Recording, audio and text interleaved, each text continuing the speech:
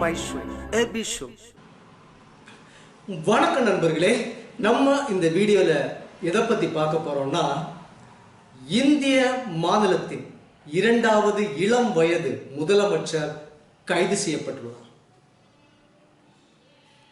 அந்த முதலமைச்சருக்கு 47 வயசு தான் ஆகுது. அவர் யார்? அவர்தான் ஜார்க்கண்ட் மாநில முதலமைச்சர் ஹேமந்த் சோரன். இந்த ஹேமந்த் சோரன் அவர்களை 31ஆம் தேதி இரவு அமலாக்கத்துறை கைது செய்தது.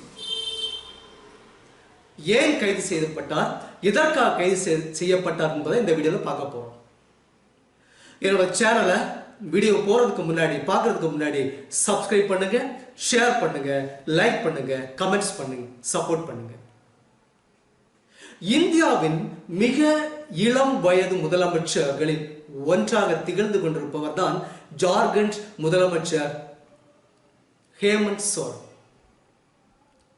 இவருக்கு 47 வயசு தான் ஆகுது. இவர் 2019ஆம் ஆண்டு நடைபெற்ற தேர்தலில் காங்கிரஸோடு கூட்டணி அமைத்து ஜார்க்கண்ட் மாநிலத்தில் முதலமைச்சர் ஆனார். இவருடைய கட்சி ஜார்க்கண்ட் முக்தி மோர்ச்சா கட்சி. 2019ஆம் ஆண்டு நடைபெற்ற தேர்தலில் இந்த கட்சி 29 தொகுதிகளில் வெற்றி பெற்றது. காங்கிரஸ் கட்சி 16 தொகுதிகளில் வெற்றி பெற்றது. மொத்தமுள்ள 81 தொகுதிகளில் ஆட்சி அமைப்பதற்கு தேவையான 41 தொகுதிகளை இந்த கூட்டணி கட்சிகள் வென்று ஆட்சி கட்டிலில் அமர்ந்தது. அதன் முதலமைச்சர் வேட்பாளராக ஜார்க்கண்ட் முக்தி மோர்ச்சா கட்சியின் தலைவர் ஹேமந்த் சோரன் முதலமைச்சராக பதவியேற்று இந்தியாவின் இரண்டாவது இளம் வயது முதலமைச்சர் என்ற பெயரை தட்டி சென்றார். இவரை ஏன் இந்த அமலாக்கத்துறை கைது செய்தது? 2022ஆம் ஆண்டு இவர் பேர்ல ஒரு அமலாக்கத்துறை கம்ப்ளைண்ட் பதிவு செய்தது.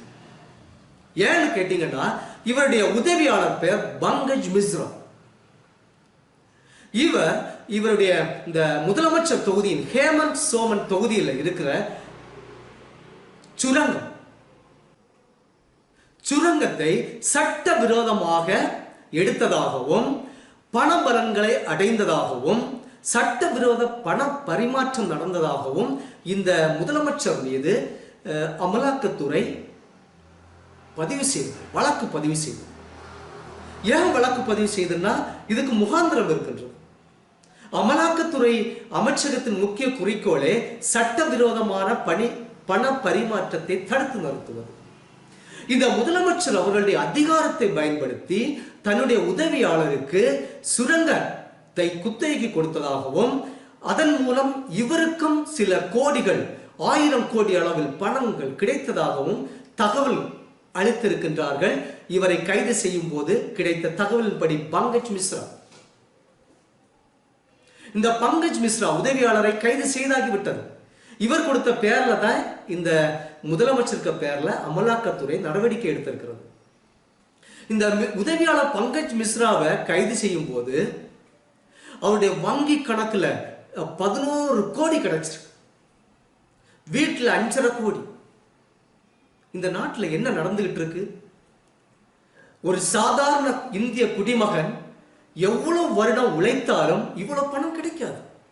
ஏதோ வாழ்வதற்கும் குடும்பத்தை காப்பாற்றுவதற்கும் தேவையான பணம் தான் கிடைக்கும். ஆனால் லஞ்ச பணத்தில் ஊறிக்கொண்டிருக்கின்றது இந்தியா என்பதில் கண்கூடா தெரிகின்றது. ஆகவே இந்திய அரசாங்கமே நாம் ஊழலை ஒன்று சேர்ந்து ஒழிக்க வேண்டும் என்றால் என்ன செய்ய வேண்டும் தெரியுமா? ஒரு இந்தியர் ஒரு வங்கி கணக்கு என்ற ஒரு திட்டத்தை மேம்படுத்துங்கள். ஒரு இந்தியர் ஒரு வங்கி கணக்கு திட்டத்தை மேம்படுத்தினால் ஒவ்வொரு பணத்துக்கும் டெபாசிட் பண்ணக்கூடிய பணத்துக்கும் சோர்ஸ் ஆஃப் இன்கம் கேளுங்க. வங்கிகளுடைய வேலை என்ன? ஒருவன் 50 கோடி கொண்டு டெபாசிட் செய்தால் சோர்ஸ் ஆஃப் இன்கம் கேளுங்க. அப்போ ஊழலை ஒழிக்கணும்.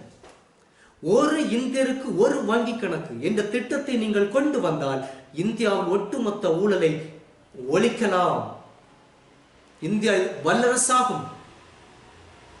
அமெரிக்கா எப்படி வல்லரசு ஆயிற்று? ஊழலை ஒழித்த ஒரே காரணத்தால்.